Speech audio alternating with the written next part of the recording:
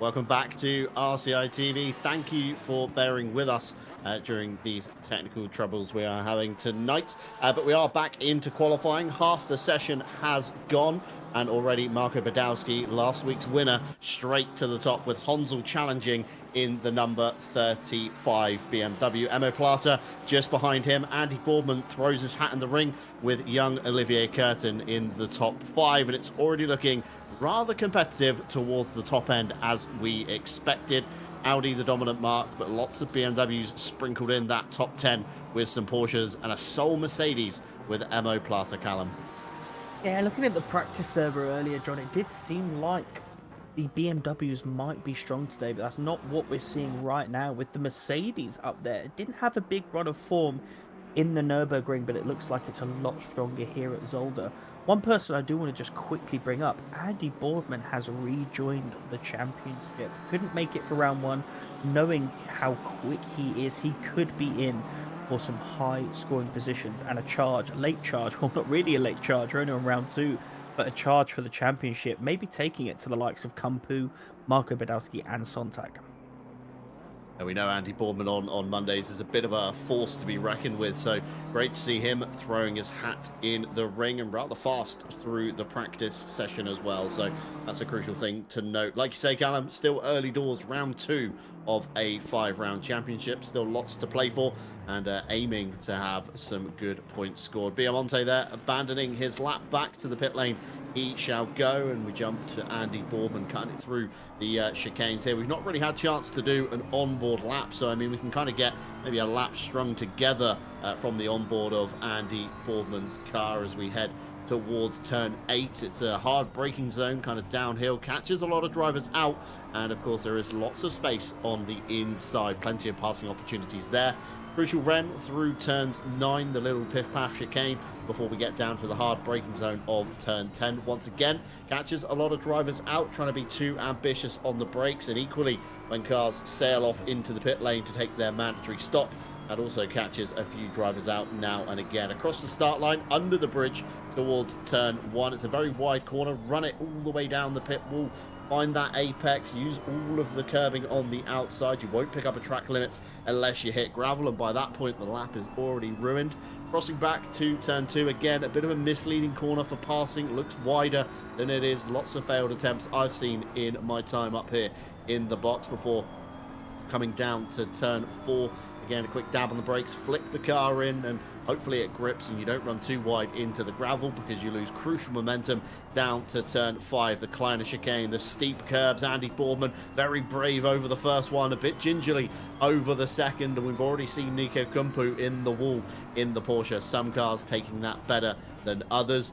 And then through turn 6, hard on the brakes again for turn 7, which is in fact the chicane and the kind of double right-handers here, and that completes a lap here at Zolder. It's very technical, Callum, very old school in its nature. Lots of grass and gravel everywhere that always catches drivers out, and I'm sure even with the seasoned veteran lineup we do have here, some new names sprinkled through the field as well, I'm sure we're going to see plenty of drivers really pushing the limits tonight.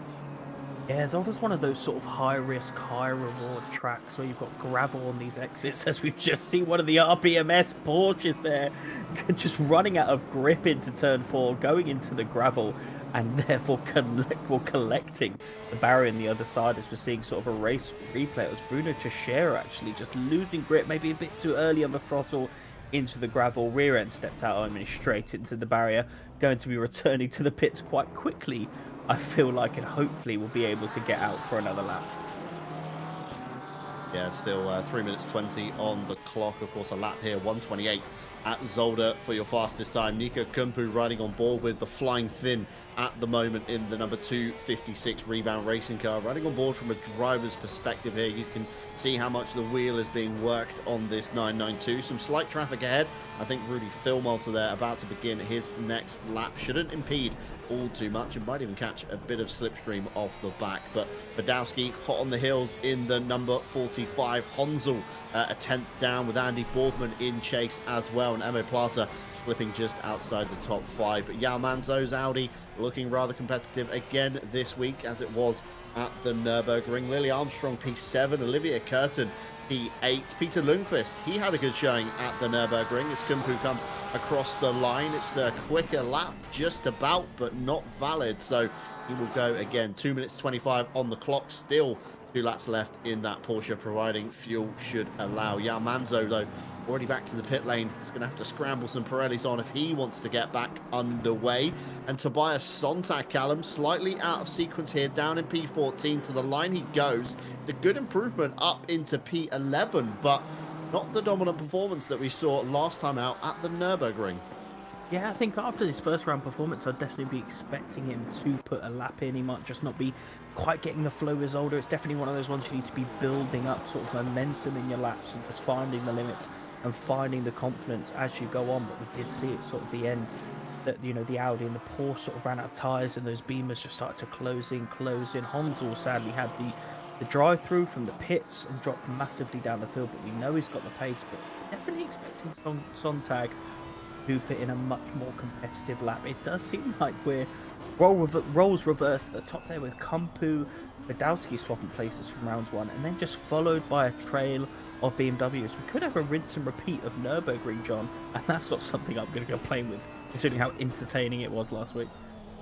Yeah, super entertaining for us up here in the box. Maybe not so much from the steward's box next door to us. Of course, a full team of those guys tonight casting their eye over all the antics on the field. Hopefully we won't have too many, but Zolder does kind of lend itself on the more kind of aggressive kind of touring car-esque style of driving that we do see. But tonight, hopefully all drivers keeping it clean. Mike Redford on his flying lap currently in the number 95 MYK Racing, looking like a good improvement through the first couple of sectors. 2 more corners to go.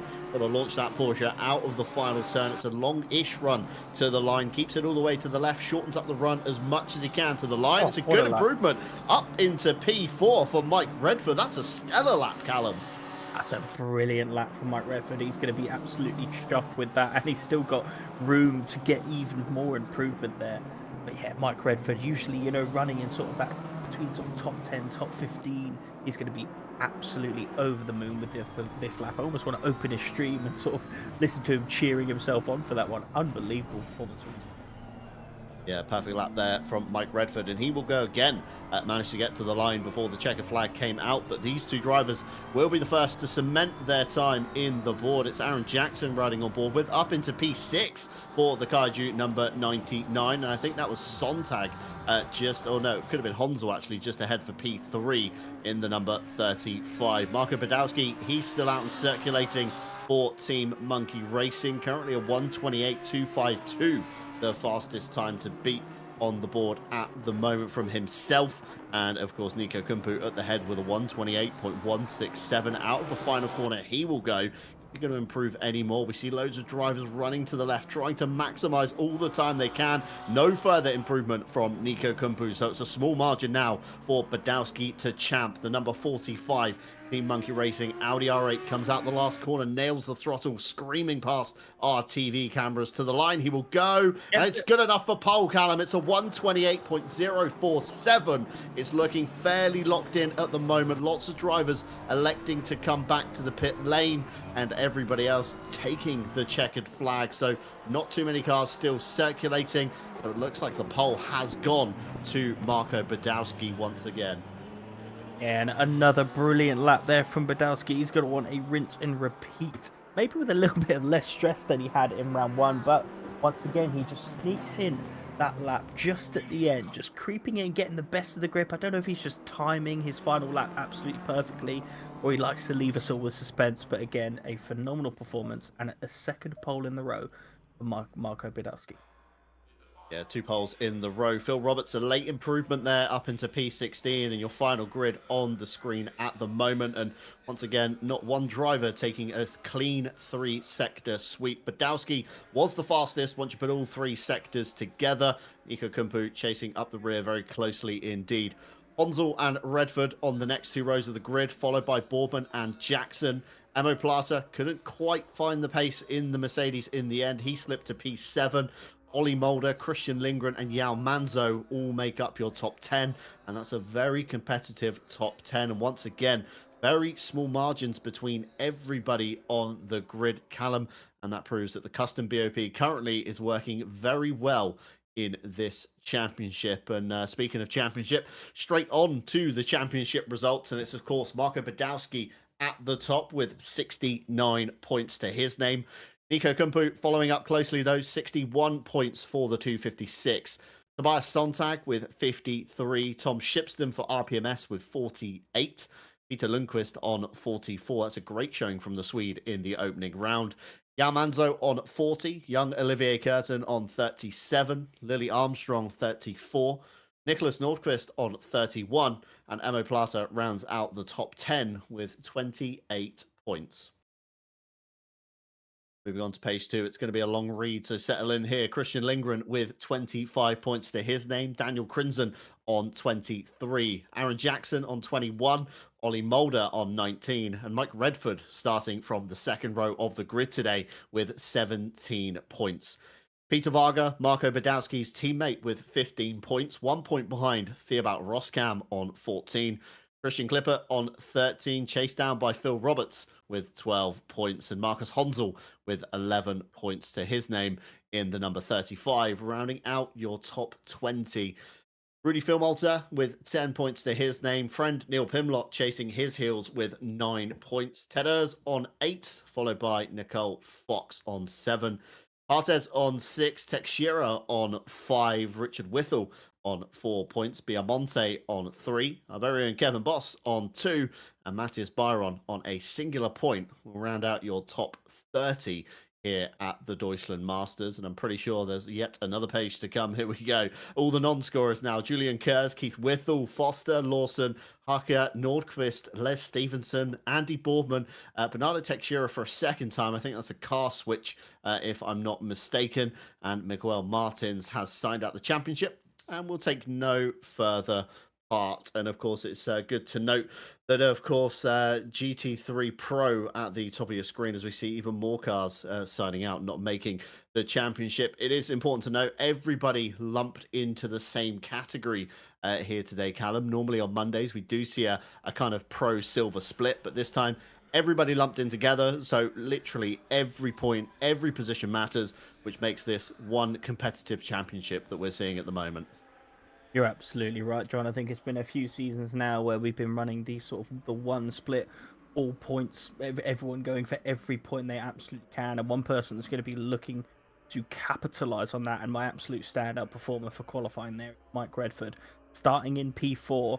We saw there he was quite far down the order, probably sitting on about 17 points. He's going to want to be holding on to this as best as he can, and as a man that has been behind Mike Redford many a times on this sim, he is a tough cookie to pass, let alone when it's on a track like Zolder, John. Yeah, I remember racing Mike Redford at Brands Hatch at one point in GT3s, and he was very, very tough indeed. As we catch a closer look there at the Kaiju liveries, always a fantastic car to look at. Lots of kind of off-brands, tweak logos. It looks like a real-life car from afar, but once you do get up close, it does become evident where the changes have been made. Default scoring for tonight, top 30 will take points away from today. So again, with the number of cars on the server at the moment being 30, logically everybody should score a single point, providing they all finish the race.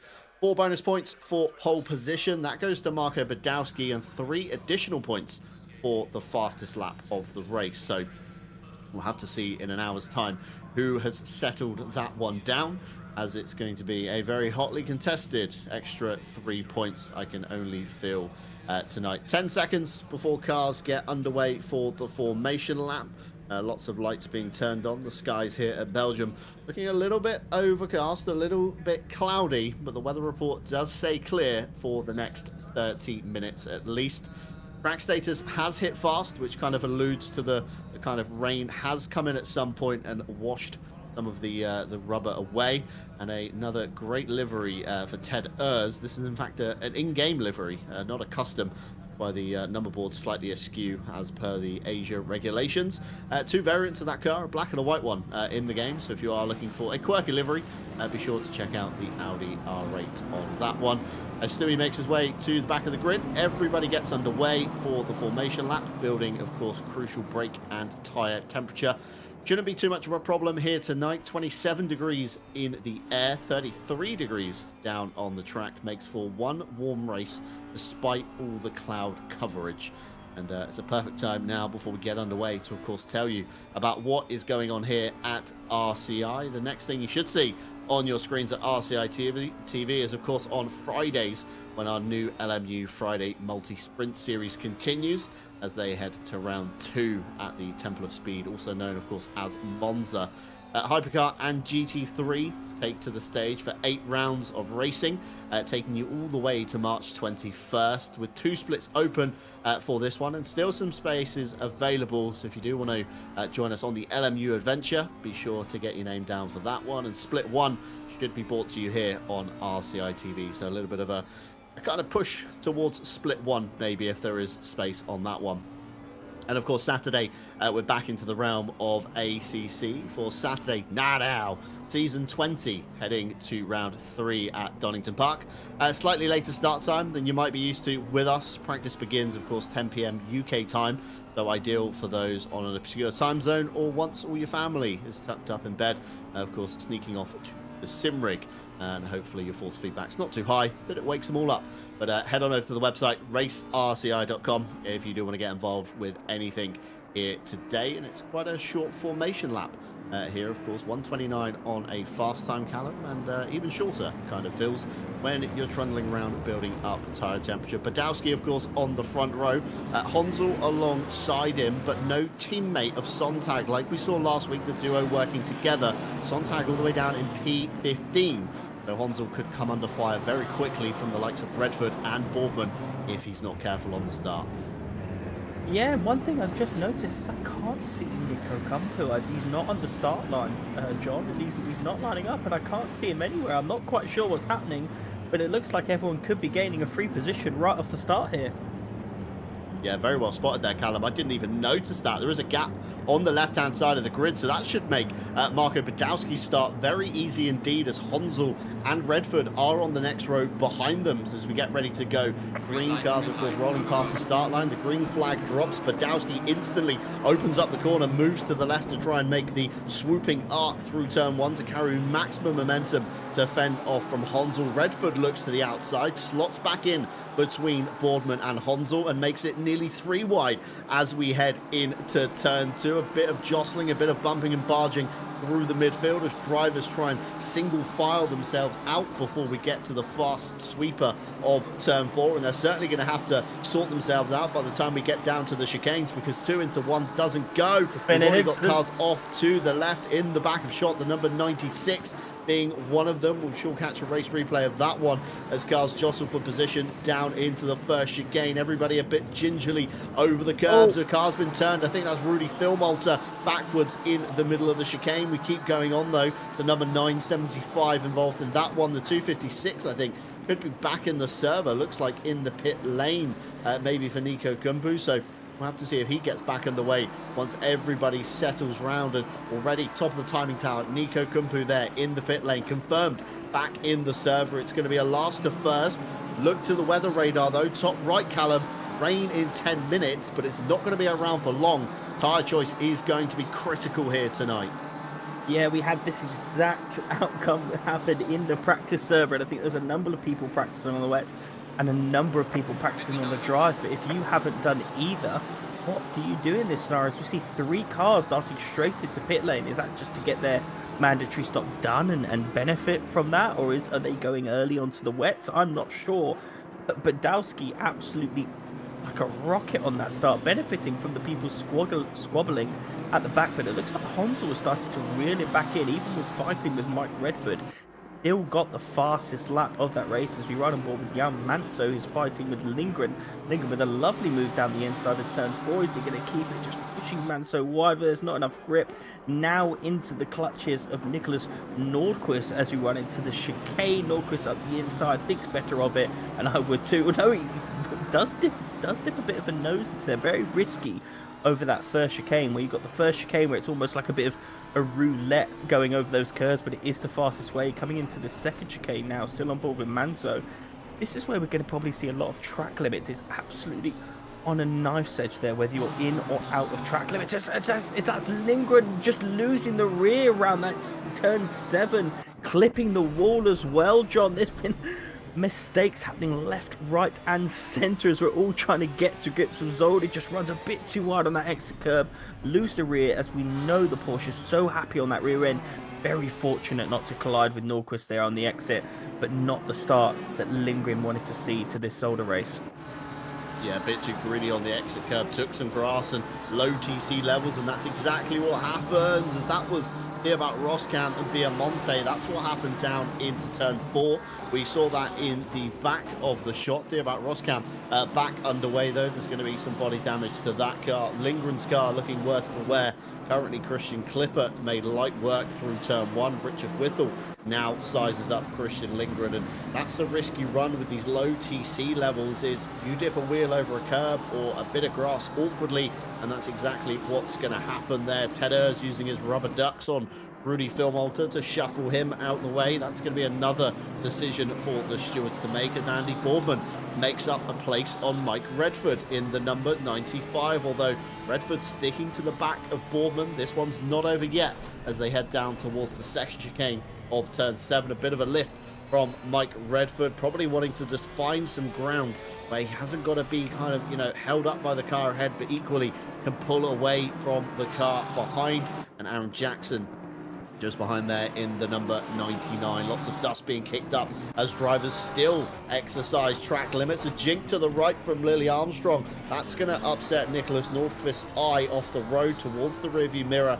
And Nicholas Nordqvist lives to survive another day. Yao Manzo ahead of him at the moment. And Callum, Mike Redford, we said he qualified very well, surprised himself even with that result because he didn't see it until the end of the session.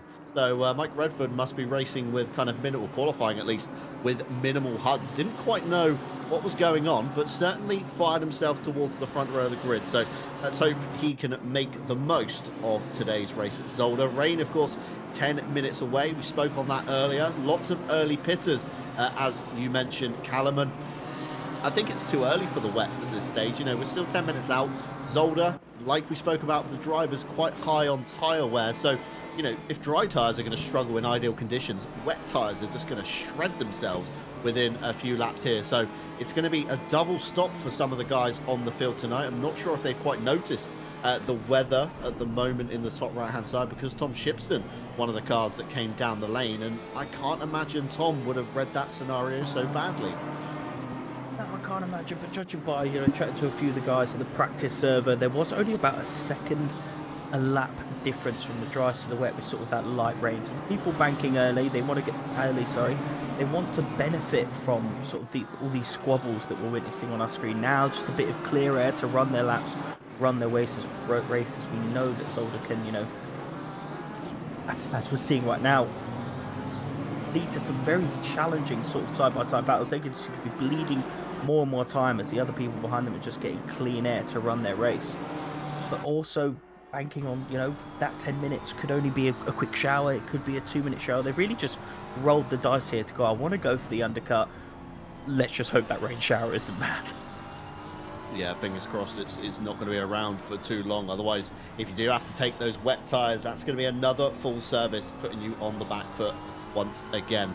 Aaron Jackson closing up, though, to Mike Redford. There's going to be a mirror full of orange BMW very shortly for the number 95 MYK Racing. And let's catch a race replay here. Keith Whittle at the front of the shot. That's a Mercedes into the back rather hard towards the end of the lap. Thibaut Roskamp makes light work of that one, sneaks up a position. That was Partes in the number 195. And again, Stewart's going to be looking into that one tonight. They're already looking slightly busy. Keith Whittle takes an excursion to the gravel trap of turn 4, and all of the momentum has been lost within that BMW. Let's have a look. Phil Malta goes past, dab of the brakes, maybe upset the BMW ever so slightly, wrestled to keep it back underway. You know, very good to keep it in a straight line. So many drivers would have binned it into the wall there, Callum. And Keith Whittle resumes back on the road. Down P23 now, losing the position also to Artes. But back to the front, top 10 still looking relatively close now. Mike Redford looking like the slight cork in the bottle at the moment. I don't want to say it because Mike, like we said, is rather quick, but there's a field of quick drivers behind. Emo Plata sneaking up a few positions. The P6, Ollie Mulder brings with him as well. And of course, Aaron Jackson next in the firing line for Mike Redford. Twitch handle across the back of the rear wing there. MYK Red 95. Go show him some love if you want to do so from us here, up here in the broadcast booth, and get a point of view of what he's suffering at the moment with a big nostril BMW breathing down his neck, because that is one of the most distracting cars to see in your mirrors, just because of the sheer size, Callum. It does take up a lot of real estate. Oh yeah, it's all aboard the Mike Redford train right now, and the last thing I want to be seeing is a giant BMW. He makes a mistake over that curb. We were saying how much of a roulette it can be sometimes. He's lost not one but two positions. Balls behind Ollie Mulder, goes late on the brakes to try and gain that back, so only losing one position now behind Emo Plata. But that's not what you want to see. He was putting Mike Redford under so much pressure there, but now Luke, I don't know, just losing a little bit out to himself, maybe just pushing a little bit too hard to try and catch Mike as Mulder tries to go around the outside. Is he going to be able to hold that on exit? It looks like Jackson has got him, but he's going to tuck into the slipstream, try to get on the inside of the final chicane. Yao Manso getting involved here. Mulder taking a look up the inside, thinks better out of it, and we're back a line astern, but not a very strong lap there by Aaron Jackson. It does look like he's got a bucket load of pace in that car, so I do expect once he gets his head back on those shoulders, he'll be back up and behind Redford and Emo Plata in no time.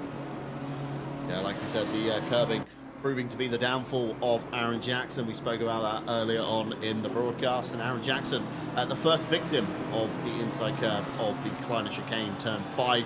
Meanwhile, Yao Manso putting Ollie Mulder under pressure as they went through the last chicane. However, now on the back foot as he finds Nicholas Nordqvist buried in the rear diffuser of that Audi. Here comes the rain. And the heavens have opened. We've got wipers on aplenty. You can already see Lily Armstrong's wiper going like the clappers there, sizing up a move around the outside. It looks like of Nicholas Nordqvist as Ollie Mulder checks up. Aaron Jackson is off once again at the Kleiner chicane, hemorrhaging places as the field goes streaming by, and that's the downside of this tight pack racing. And Nicholas Nordqvist very late on the brakes, just about got it drawn up in time before he met the back bumper of Ollie Mulder. Cars are getting very loose, very squirrely. You can see them fighting for grip. Lily Armstrong tweaking the opposite lock as they come out of the one of the final corners of turn 7 down towards turn 8. We're gonna have to see who blinks first. It's a rather short shower, top right hand side. Rain will be over in 10 minutes. Track status already deteriorating to greasy. So we're going to have to see who will come down the lane.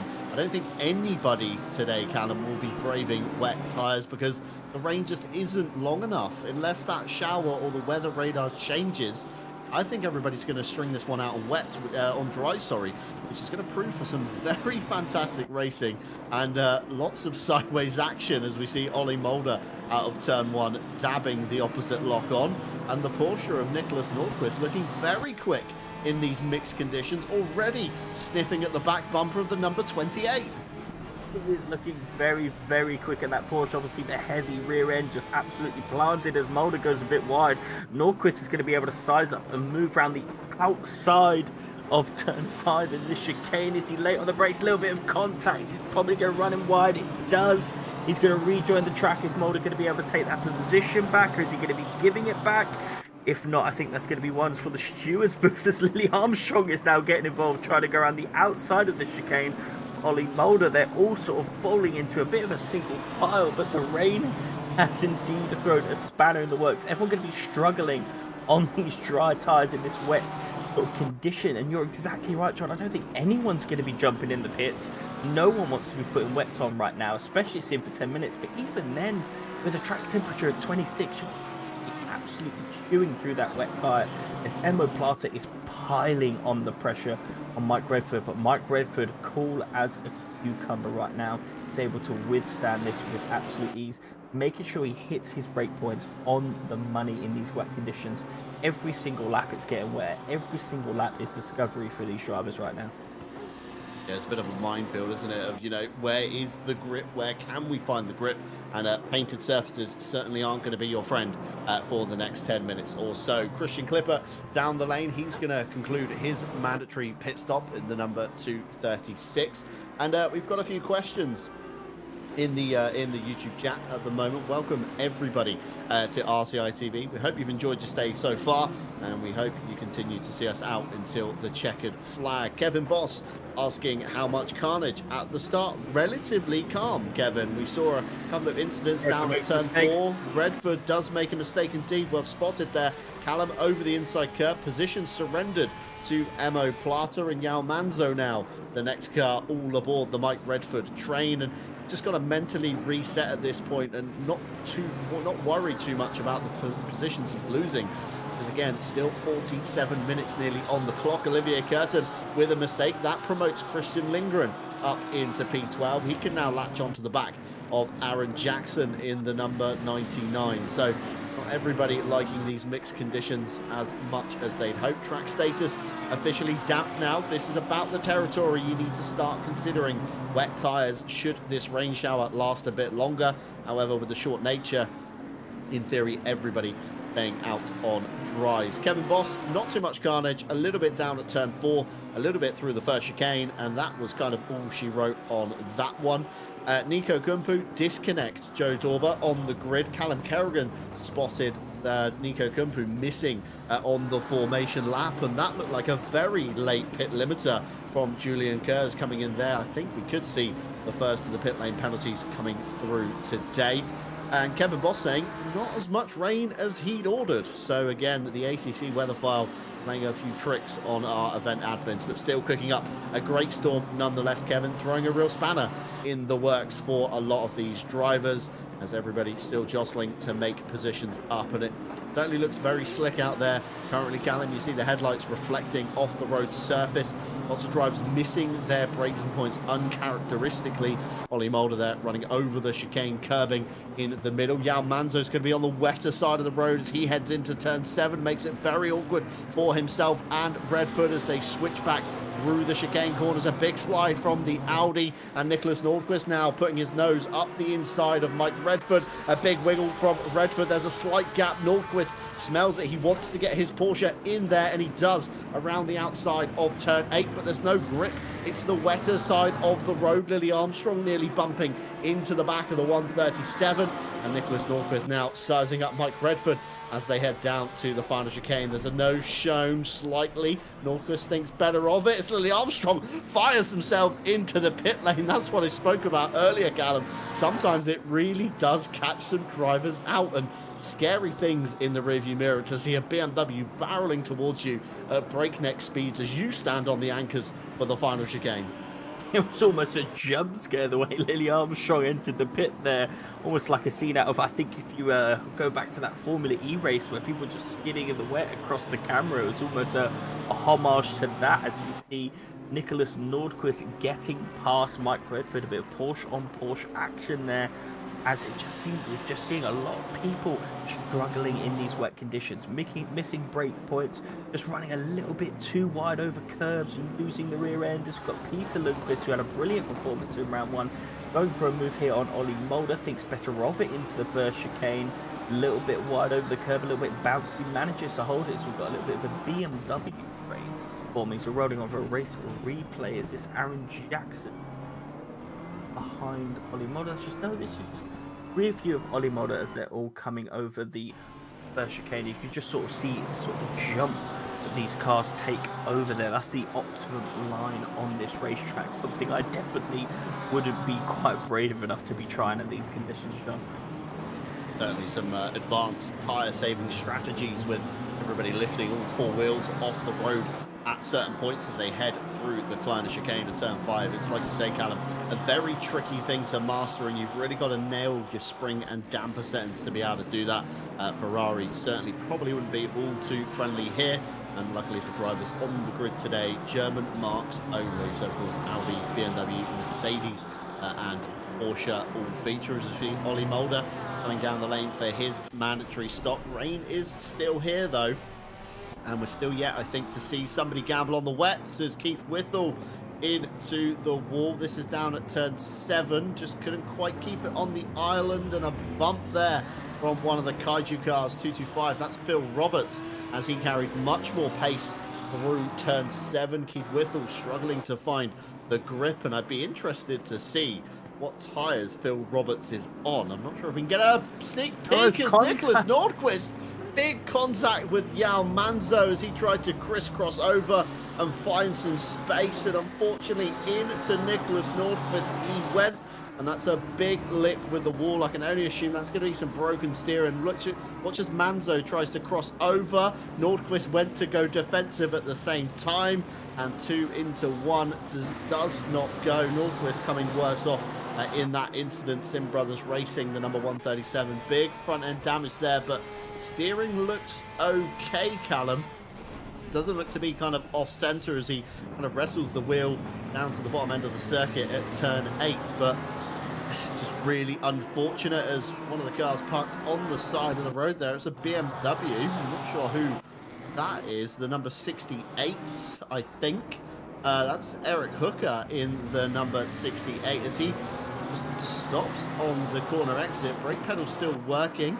Gets back underway. Maybe just didn't want to get involved in the kind of top end fight and struggled to get it going off the wet grass, I would say, Callum. But staying way out of the way of everybody there was Eric Hooker in the number 68. Yeah, most likely saw the most likely just saw the absolute trade of cars coming in and went, gonna let these guys through, which was most likely a smart move. We see Andy Boardman making a great advantage on these wet conditions, caught massively on Hansel. I believe last time I checked he was 2 seconds behind. Now he's ahead, and they're both 2 seconds behind Badowski. So Hansel not being as favourable in these conditions as Boardman makes a mistake coming to the second chicane, manages to get the traction to keep ahead on the exit, and will most likely keep traction as he comes into the final, into sort of this back end hairpin as we run on board with Les Stevenson, who makes a pass on Phil Roberts into turn 1. Porsche may be favouring these conditions a lot. I know these two are currently in a voice call, the Monday Gang voice call here on RCI, so I'm sure they're having a lot of fun as they battle each other tooth and nail into these positions. But going back to the incident we just saw with Yao Manso and Nordqvist, that's the last thing you want to be doing. I mean, Manso is going to be absolutely gutted that a mistake there. It looks like he just wanted to tuck in, get a bit of slipstream, and then come back out when he had a bit of overspeed. Misjudged it, might have been a little bit of rubber banding. He's just, no one wants to take someone out of a race like that. He's going to be absolutely gutted as we ride back on board. We're still on board, with Les Stevenson and this 5 with 4. Yeah, just very unfortunate there. You know, both drivers, one going defensive, one going for the attack, and unfortunately it just wasn't timed right in these wet conditions. Even harder once you received a knock to get it back under control once again. So very unfortunate. It's not what we want to see here, but unfortunately racing does happen that way sometimes, and tonight is just one of those nights for both drivers involved. I know Manzo, like I say, going to be kicking himself for that one, and you know, Nicholas Nordqvist not going to be all too happy with what's happened, but still he is still going, which is the crucial part at the moment, as Christian Lindgren finds himself on the back of Aaron Jackson. Olivia Curtin just behind in the number 38. Porsche and Porsche trying to take an advantage out of one another is next to impossible, so maybe working together to try and get past Jackson could be the key thing at the moment here.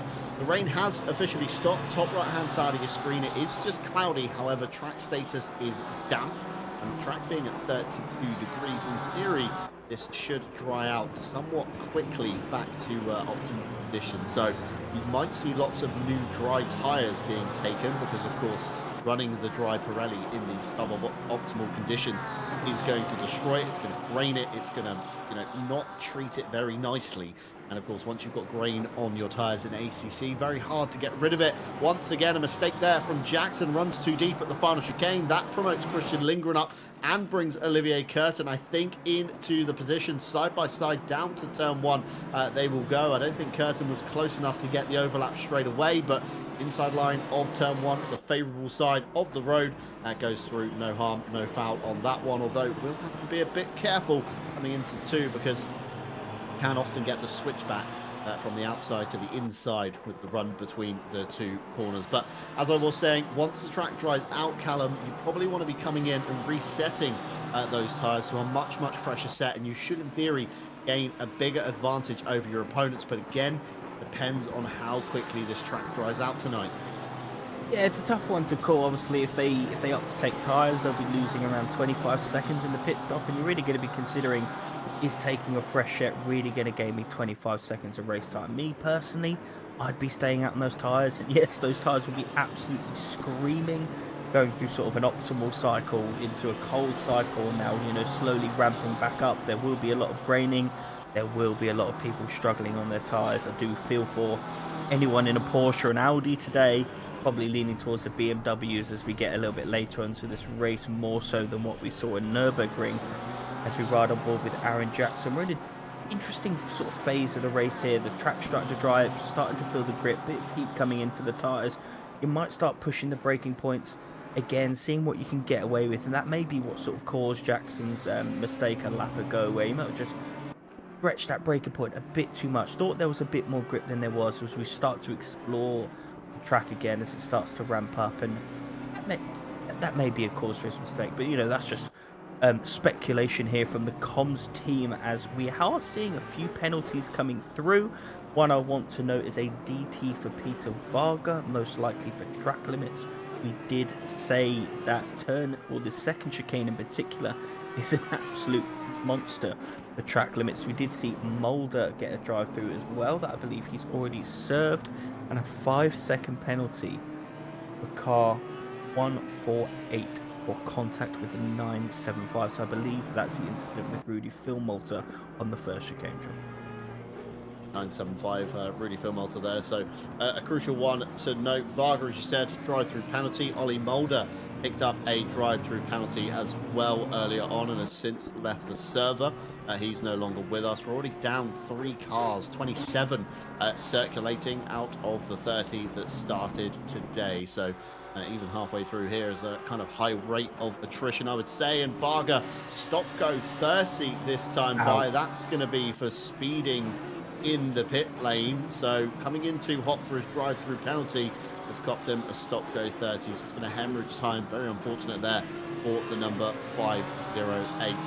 Track status, top right-hand side of your screen, has turned to greasy in the last minute or so. So we're looking at about 4 to 5 minutes roughly between going from damp to greasy. So another 5-ish, let's say, minutes for argument's sake to hit the green status or the fast status, whichever comes first here tonight.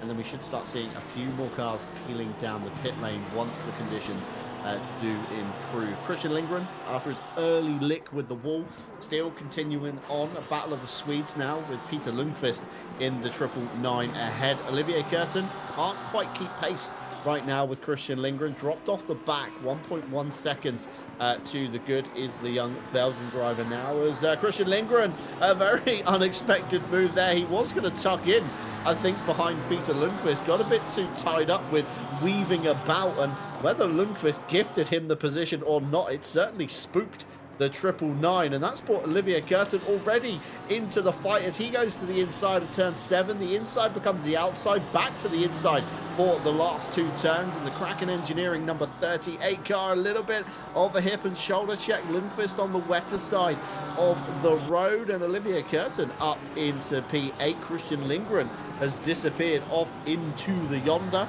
and Curtin looked like he was going to run a bit wide at turn 9, but managed to get it gathered back up, underway again for the number 38. So Lundqvist losing 2 positions, and I don't even think Christian Lindgren was going for that move, Callum.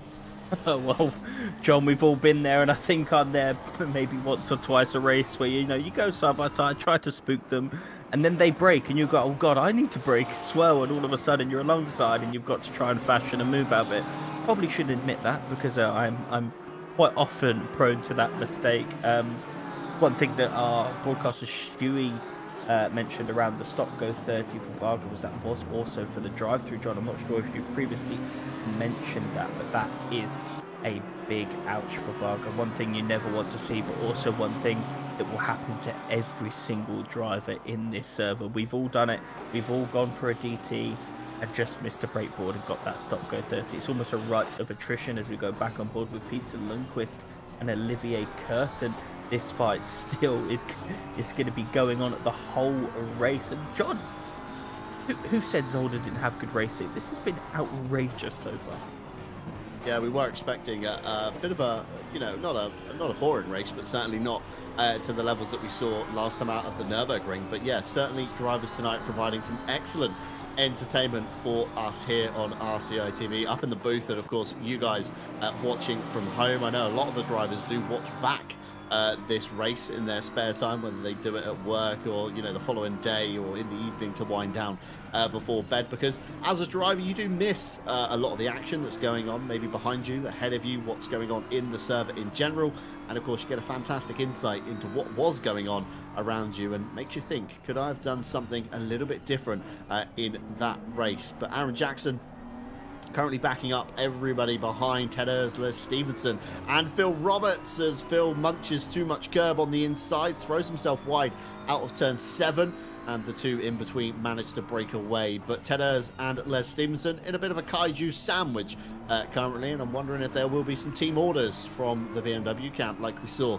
last weekend, or the weekend just gone, at Daytona. A very controversial topic that I've seen discussed around the Twitter sphere, the social media, the Discord, everywhere where you can discuss motorsports. Somebody has mentioned it, and it's a good debate to certainly weigh in on. But Aaron Jackson does have that pedal planted. No funny business here tonight. Everybody out for themselves. Of course, no constructors here at RCI. It's just pure everybody in a pro category lumped together, so any position you can make is an absolute bonus. So Jackson wanted to get a move on to try and catch Shipston, but at the same time under pressure from Ted Ers, which he shouldn't worry too much about, because Callum, of course, the 5-second penalty from our stewards given.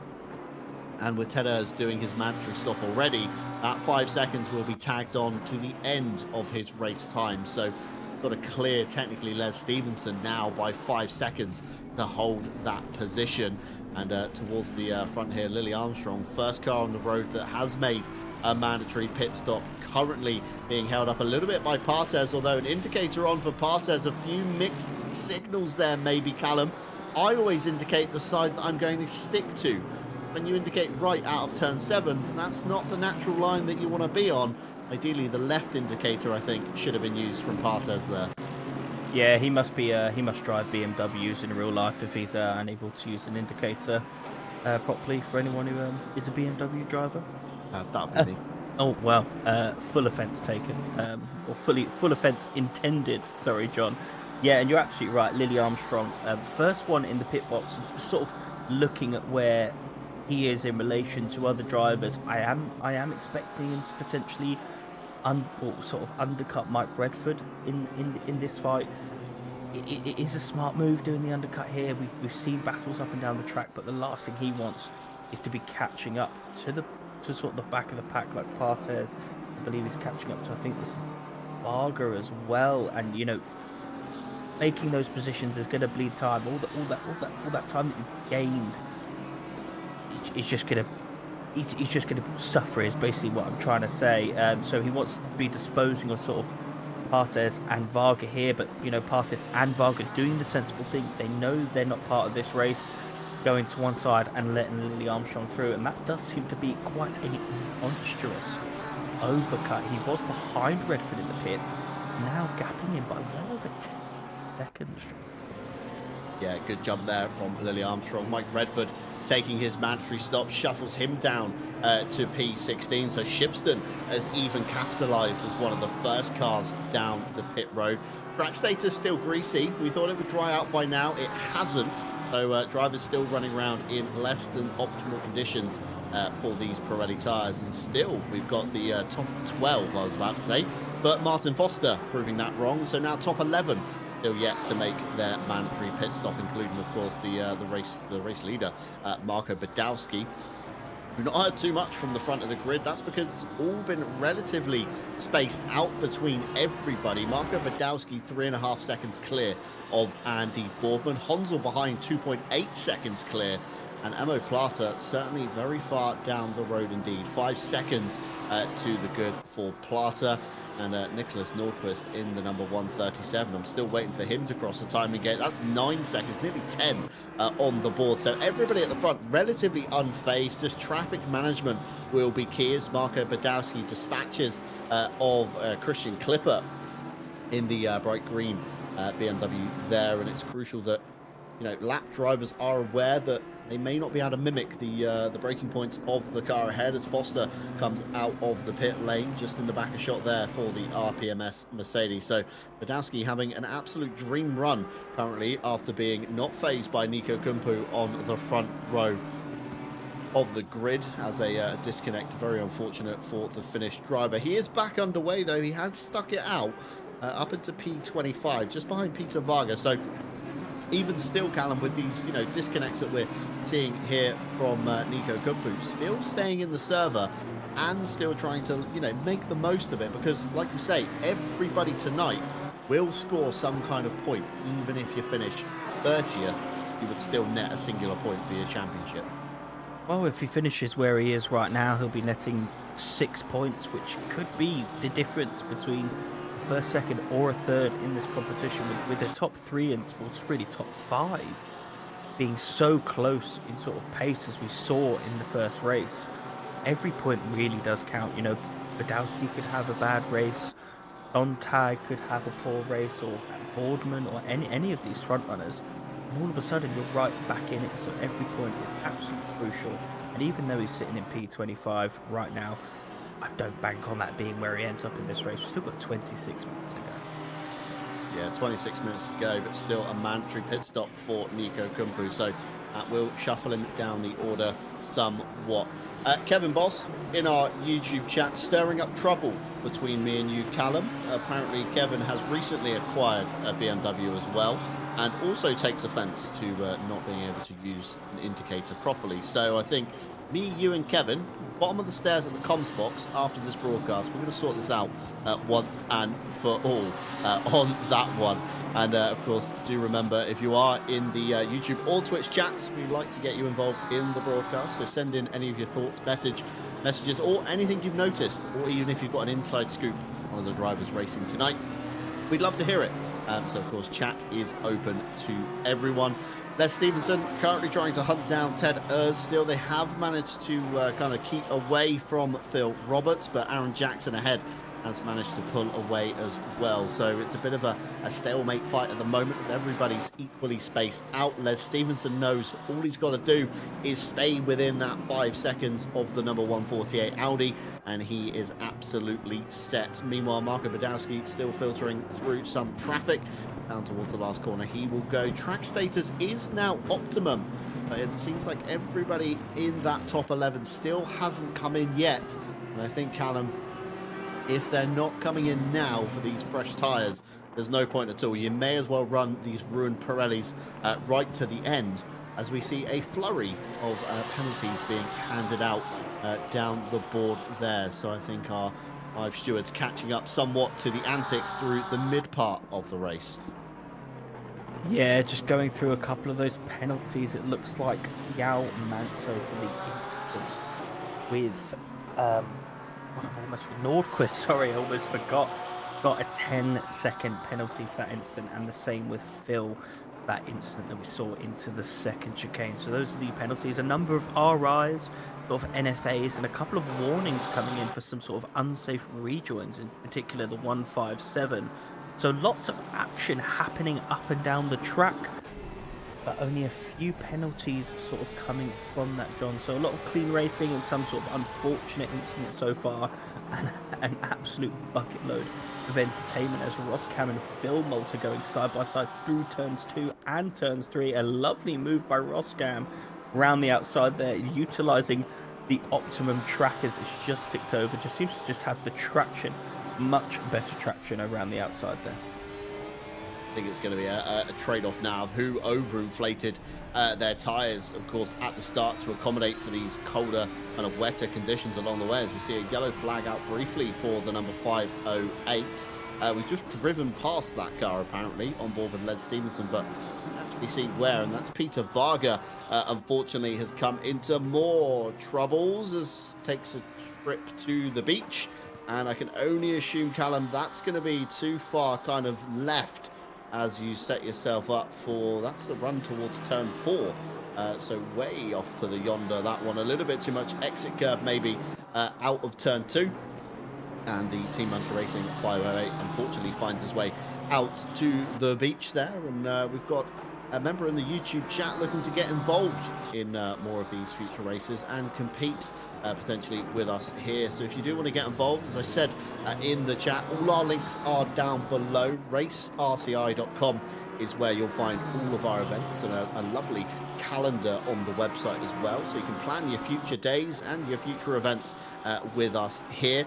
Of course, we've just dabbled our toes into the LMU world. That's over on SimGrid, but still operated via our website. And equally, the Discord is the hub of all things RCI. Lots of boards and channels within that you can get involved in, not only for events, but of course also specific game chat, SimRig talk, and even real world racing chat. So do head on over to the Discord if you do want to get involved on that one.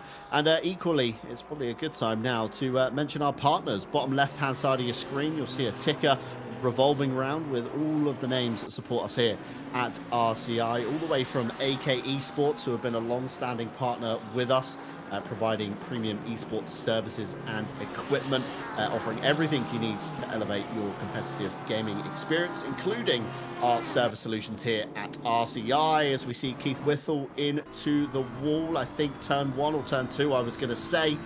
Riding on board here is going to be a long replay, I can only imagine, towards turn 1. On the brakes nicely, over the inside curb, as you'd expect, and just loss of traction on the outside of turn 1, immediately to driver's left, hard lick into the wall, lots of front end damage.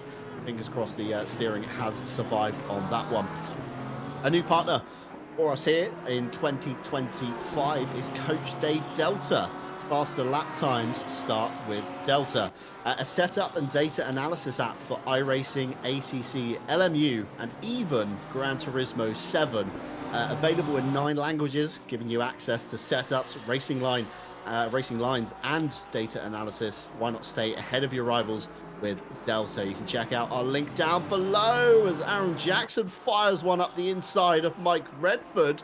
I'm sure every time I explain a partner, something kicks off on the screen. So let's quickly get through these with Green Man Gaming, where you can buy games and exclusive game bundles via Green Man Gaming, with exclusive deals daily on their website, even including new titles such as Final Fantasy VII Rebirth, and even sim racing such as Assetto Corsa Evo.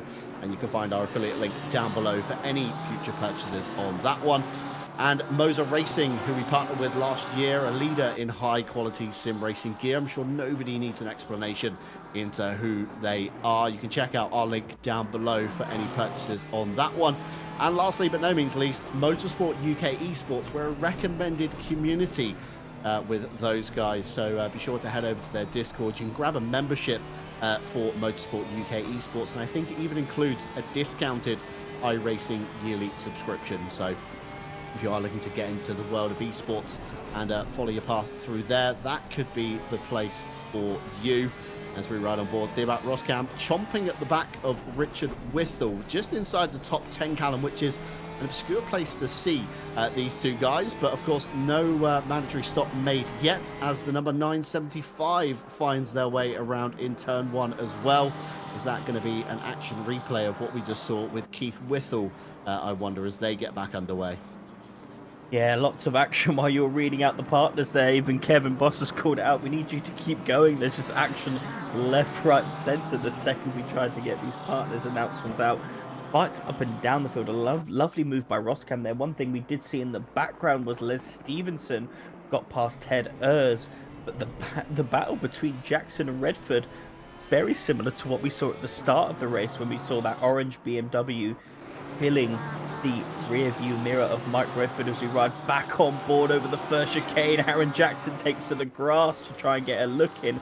Mike Redford making that Porsche as wide as possible, but we are getting a bit of deja vu between these guys, and it is making for some incredible racing. Aaron Jackson seems to have a bucket load of pace in that car right now. Mike Redford hanging on and doing an incredible job of it. Yeah, I mean, last lap times, Callum, looking rather similar. 1:31.7 for Redford, a 1:31.6 for Jackson. So relatively close, but Les Stevenson behind a 1:30.3. So, you know, second quicker or so for the number 46 just behind. So if Jackson's not careful, he's going to find that Porsche latched onto the back of him very shortly indeed. Of course, Ted Ers trying to keep with these guys, needs to pull out a lead from the car behind, and Julian Kerrs certainly 20 seconds behind, should be in safe territory. Ted Ers for his pool of points. Of course, Phil Roberts, the only driver that could have got close, maybe. He's also got a 5-second penalty to his name there. We're seeing personal bests coming out throughout the field now. Even Andy Boardman, last time by, it flashed up briefly. It was the best lap. I think he just crossed the line once again to begin another one. A 1:29.667 for Boardman. That was his personal best against that car. So I guess these Pirellis, although they've had a rough beating, as we see Jackson, we could almost reskin this car into the Dukes of Hazzard maybe for next week with the amount of airtime the Kaiju cars have had over that curve. But I was saying, Andy Boardman, personal best lap of the race so far, 1:29.667. Fastest lap to Honsel so far at 1:29.3, but that was set way at the beginning. So even though these Pirellis are kind of destroyed as Honsel big sideways over the curb in the back of shot, he's really trying to push that number 35 at the moment. Even though these Pirellis are slightly destroyed, they've still got pace in them, Callum, which of course is probably the trade-off with the fuel dropping down. Of course, it makes the car much lighter, so the tyres have to work a little bit less than they did at the beginning. So even though they are slightly battered, they're still in a good state, which is probably why we haven't seen too many drivers making the switch. Yeah, I tend to agree. I believe we've only had one person actually go for a swap on tyres, and that's Christian Klippert during the wet portion of the race. Most likely regretting that now as we've gone back to optimum, so lost a heap of time in there. But you're absolutely right. What we expected was people to run the dries through that wet period, but it is weird that the tyres don't seem to have gone off, especially for those front runners. Andy Boardman doing those times this late on into the race, yes, got the fuel drop off, but still, with sort of the damage that has been done to the tyre through that wet period, I would be expecting some slightly slower lap times, but that is just akin to sort of the calibre of driver that we know Andy Boardman is, as what you predicted has happened. Les Stevenson has got right involved in this battle now behind Aaron Jackson, where his eyes switch from looking forward to Mike Redford into the rear view mirror at Les Stevenson in the Big Fat Stigs Shed of Cars racing team. Quite like that name, John. I wonder how big his shed is to truly keep the cars within it. I believe he's got the size of that. I believe he's got a classic F3 car in his shed in real life, John. He has. I've seen pictures of it and discussed a few bits about it when we, of course, put our sim rig together at my house. So big shout out to Les Stevenson, just a round great guy, and paid him in bacon sandwiches and cups of coffee. So, you know, what's not to love about building a sim rig here? A big shout out, of course, to long-time standing member Les Stevenson there. And you can even catch him on the broadcast, I think, from the last round of the esports series. You and him tied out the cast together, which was you know, fantastic to hear. Some new faces on RCI TV, and if you do want to get involved with us here at RCI, fantastic segue there, see what I did, we do have a vacancies board within the Discord, so if you do want to get involved, whether it's you know, stewarding, broadcasting, commentating, you know, we probably have a role for you. Full training provided. We won't just kind of throw you in at the deep end. Expect you to perform. So why not join us over here at RCI? Head on over to the Discord and find the board that's right for you and send the relevant staff member a message. But back to tonight, just under 15 minutes to go. Marco Badowski, the number 45, dominant performance today, 3.6 seconds to the good of Andy Boardman, and I think one of the best sounding GT3 cars, should we say, in modern spec, because of course we can't discount the V12 Aston Martin is probably the Audi R8, I would say, with the V10 screaming engine just behind the driver's ears, and it's fantastic to hear cycling years at Zolder. Hard braking, of course, down into turn 9. Relatively unfazed on circuit at the moment. Nobody really behind, nobody really ahead. Got to keep that head down and get that Audi to another victory. Going to be a dominant start to this 5-round championship, Callum. Yeah, it's the perfect start by Marco Badowski. I did say at the start of the season, I'm rooting for the Audis. It does seem to be a bit of an unloved car in ACC at the minute, but Marco Badowski is showing exactly what this car is capable of. 2 perfect qualifying sessions, 2 perfect races. Having a bit of an easier job of it this time round than he did in the previous race. I wonder if that's due to Nico Kumpu's disconnect. You know, it could be a story of what could have been. We know that Kumpu had incredible pace here. We could have been looking again at a sort of a 3-car top 3, and even with Emo Plata currently sitting in top 4, just showcasing how balanced this championship is. And jumping on with Emo Plata, most likely in what we would like to call the John Dalton zone, the mythical John Dalton zone, but still keeping within 3.6 seconds of Hansel and 17 seconds back to Nordquist. He's having a phenomenal race here, John. Yeah, Amo Plata, of course, not an ideal qualifying. We did touch on that briefly.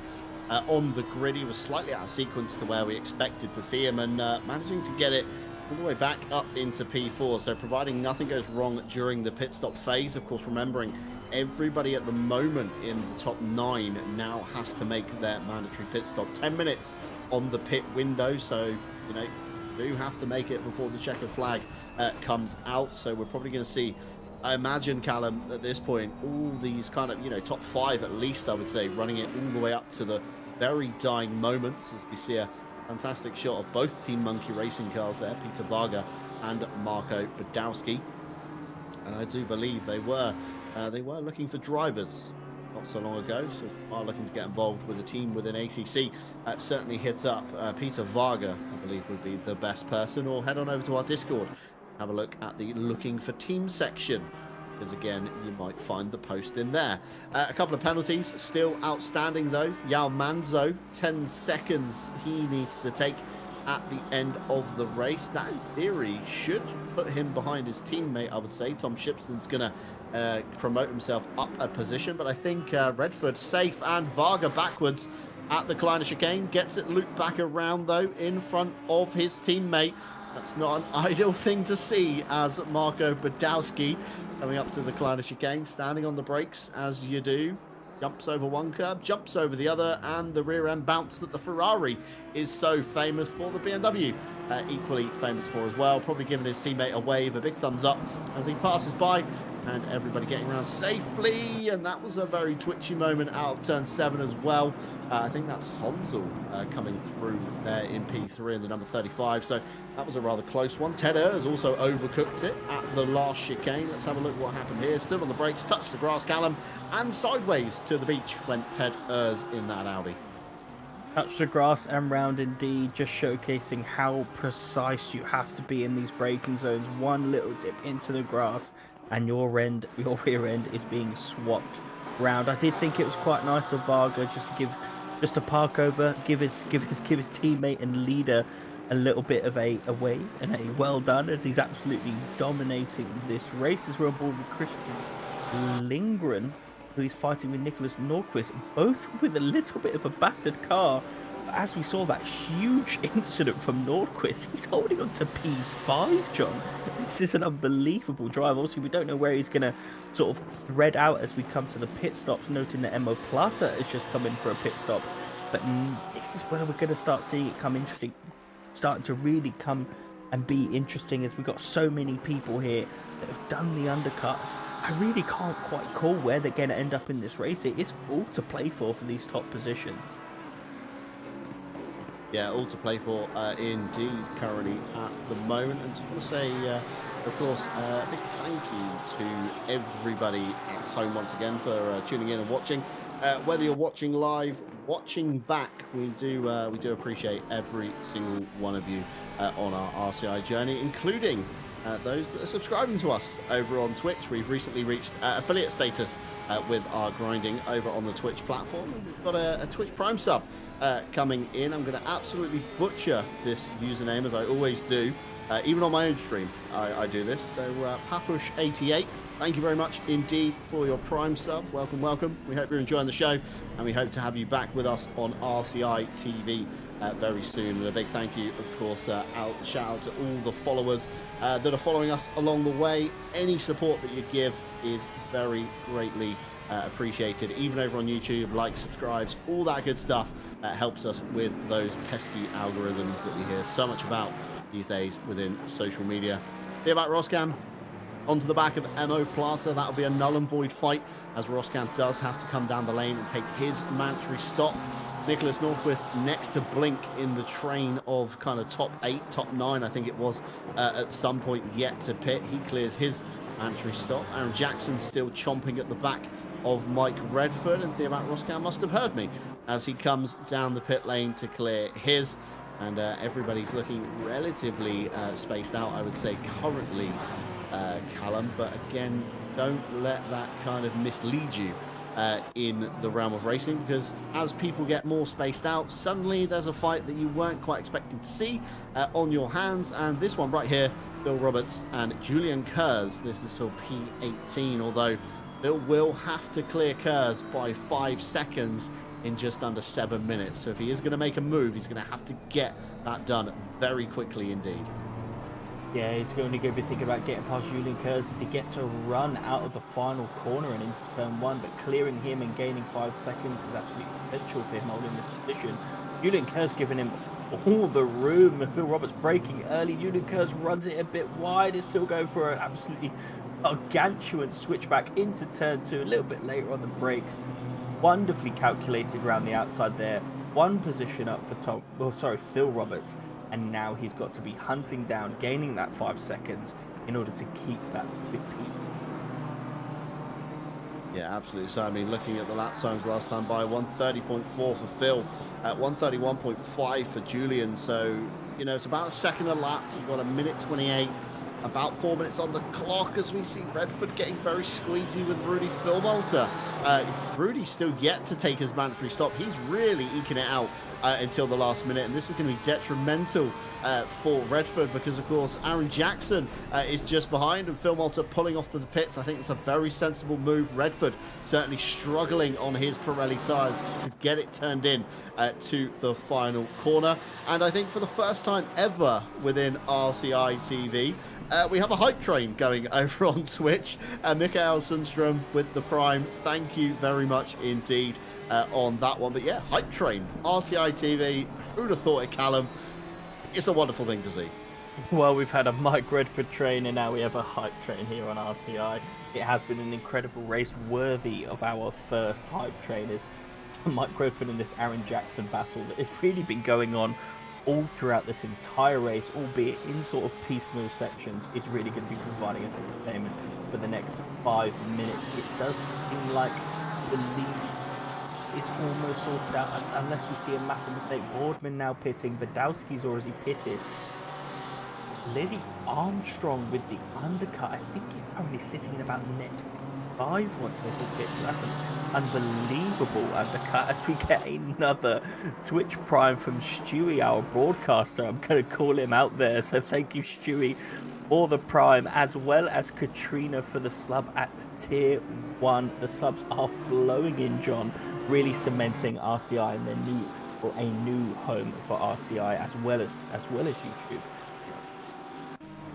Yeah, Katrina and Stewie both throwing their subscriptions into the pot as well, which means we've leveled it up to a level 2 hype train. I think this is the first time ever within RCI we've hit hype train, let alone level 2.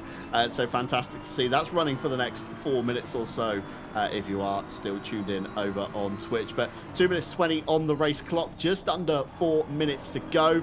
And towards the front, Badowski and Boardman have both taken their mandatory pit stops. So again, they have tumbled down the order somewhat, promoting Honsel, Lindgren and Kirtan up to the top step for now. But Badowski hemorrhaging a little bit of time in his stop, 48.8 for the Team Monkey crew, and the Greased Weasel crew certainly greased tonight at 48 seconds flat. That's from pit in to pit out. So again, 0.8 doesn't sound like a lot, as Les Stevenson I think takes to the rallycross line across the Kleiner chicane. He will come back into the fray of things behind Aaron Jackson on that one, standing hard of course on the brakes for the chicane. Redford still mounting a defense from Jackson, and I didn't think this would go on for as long as it did, but certainly Mike Redford, you said it earlier, Callum, very hard to pass, and proving exactly that right now on your screens. Yeah, Mike Redford always knows where to place the car and make it as hard as possible for you to pass. I've been in that situation many a time, and he's also quite a scary person to have behind you. He always knows where to sort of hit the front end, left to the right, sort of unsettle you on your line. He just seems to have a really good bit of racecraft behind him. A bit of unfortunate racing. Round 1 was involved in a few incidents, but having a really, really strong showing. Here's we go on board with Nordquist. Most likely has not repaired the damage, or maybe he has got back to P10. Still 2 people to pit, so that's a go. He has not repaired the damage. Looking at that front end, that is an unbelievable drive. That amount of damage, I don't even want to see the number on, but that was a big hit. Him to bring this home, sort of P10, P11, depending on where Curtin comes out, is really a top shot. Yeah, great show indeed from Nicholas Nordquist on that one. I know, too many drivers probably would have thrown the towel in at that stage, but in it for the long haul is Nicholas Nordquist, and trying to net himself a few more points. Honsel, your provisional race leader down the lane, follows him with Curtin on that one, as we see a drive-through popping up for Nicholas Nordquist. It's all come undone. The curse of the commentator, Callum. It's happened once again. Mention a driver doing well, and suddenly he undoes it all very quickly indeed. Honsel off the lane. He'll filter back in behind Boardman and Badowski, but only just at 1.5 seconds or so to the good by the time Marcus Honsel gets back underway. You can see the frustration there from Nicholas Nordquist. He throws it into the pit lane. I can only assume that's going to be, he's kicking himself for what he's done there. It's, in the dying couple of minutes for the race. That got very scary with the back of the RPMS car. I think that's Tom Shipston.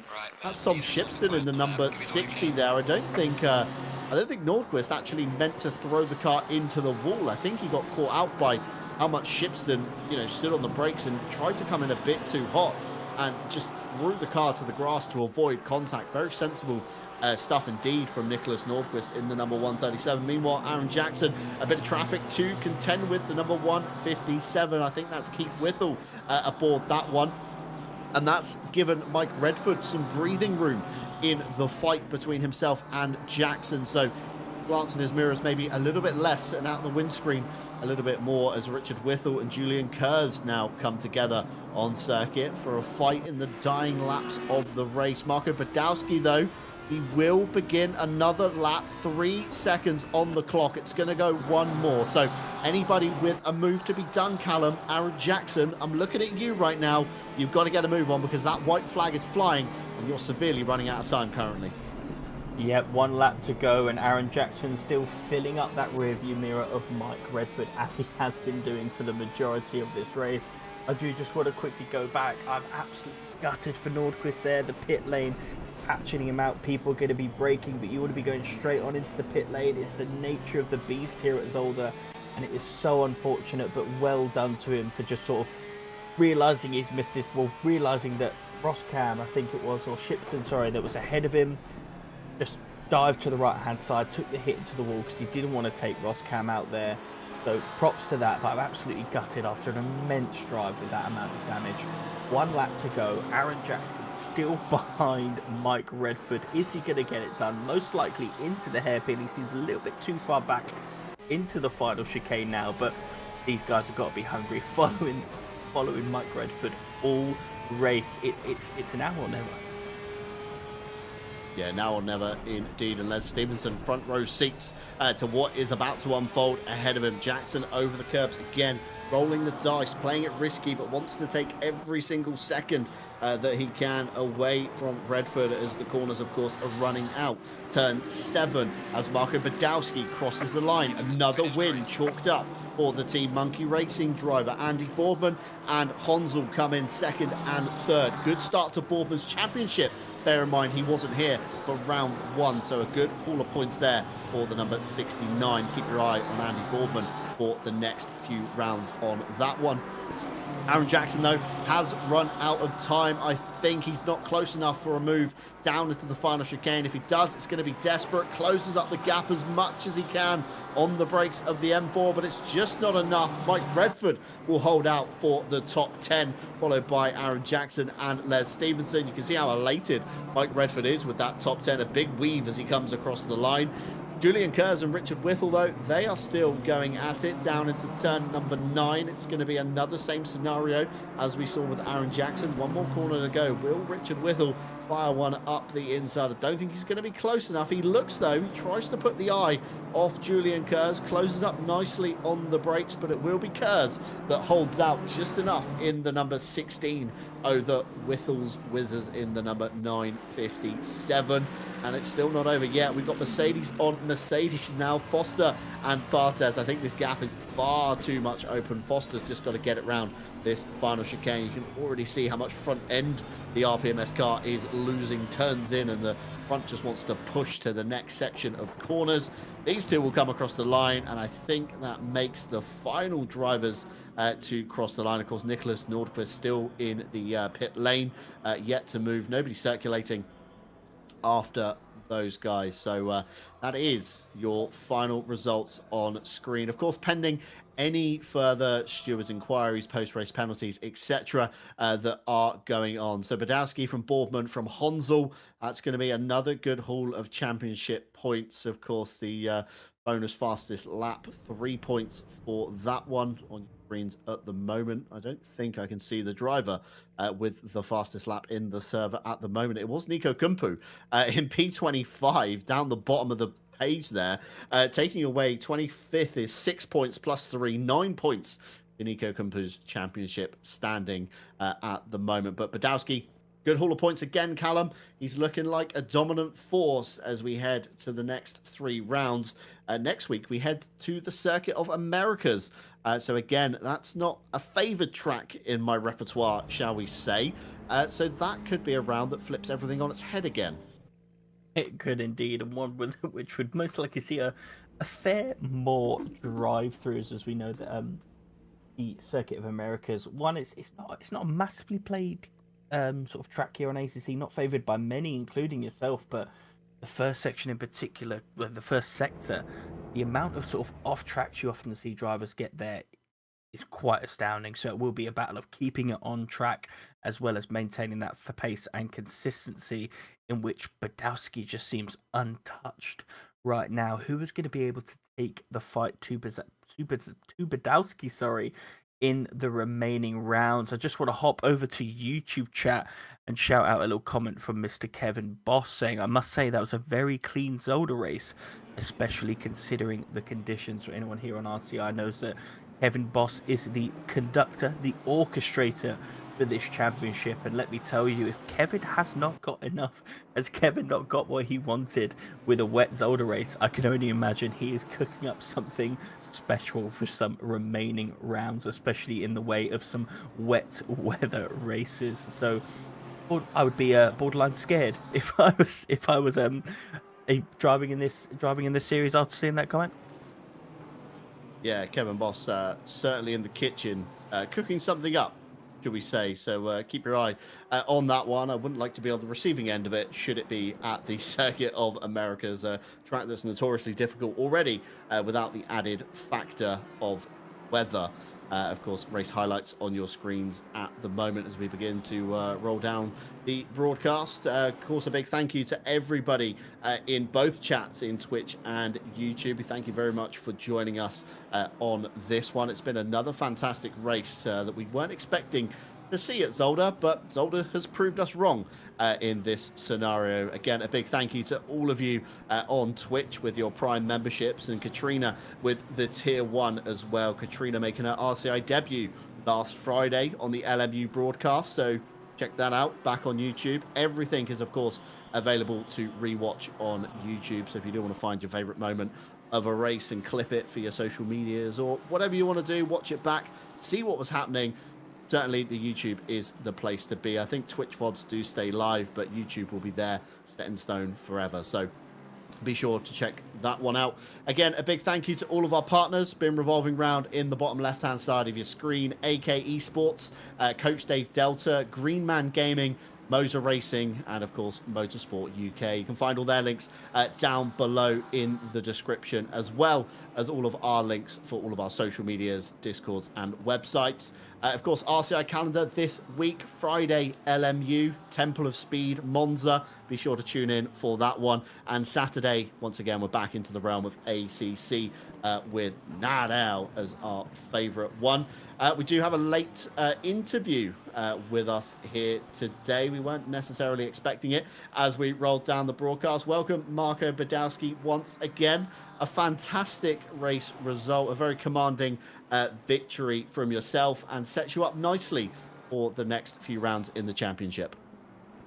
Yeah, thank you. Firstly, yeah, to be fair, when I booted up ACC, I didn't expect to be winning again, since like especially the first chicane, like the Audi and the Porsche don't quite like it as much as the Mercedes and the BMW, for example. But I sort of figured a way how to take it a bit more safely while not losing that much time.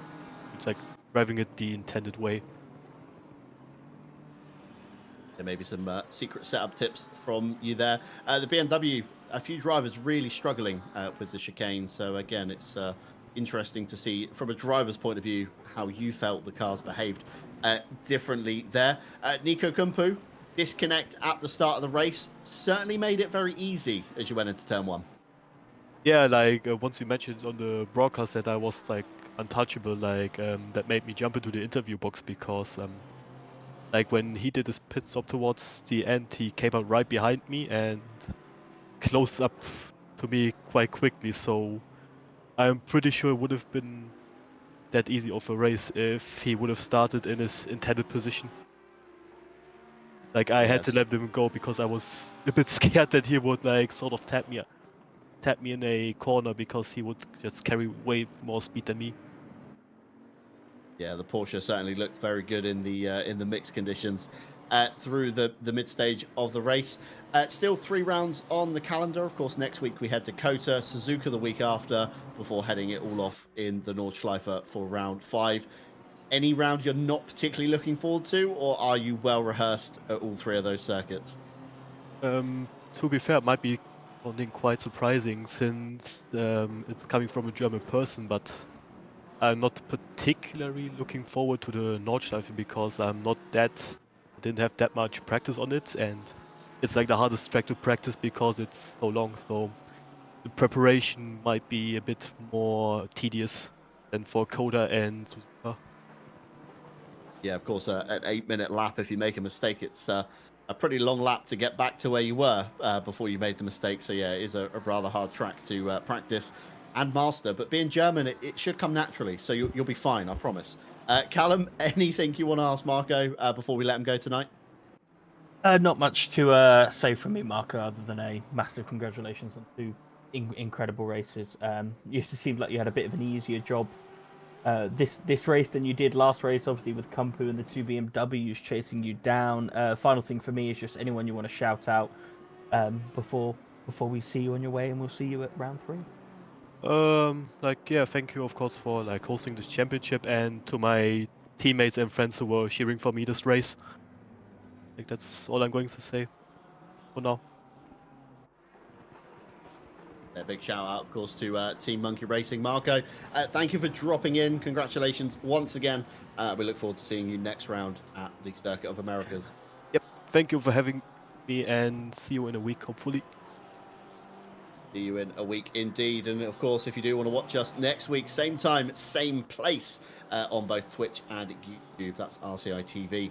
For all of you at home, we thank each and every one of you for joining us tonight. But it is, of course, that time when we do wind down the broadcast. So from myself, John Dalton, from Callum Kerrigan alongside me, and of course Stewie behind the cameras, not forgetting all of our live stewards and their efforts in what was a rather chaotic race in places tonight.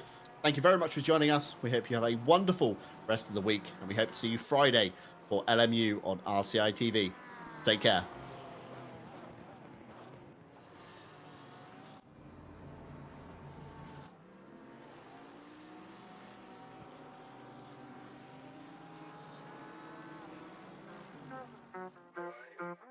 You ready? 3, 2, 1, go. Get behind the wheel, let's go. Grip the road, feel the flow.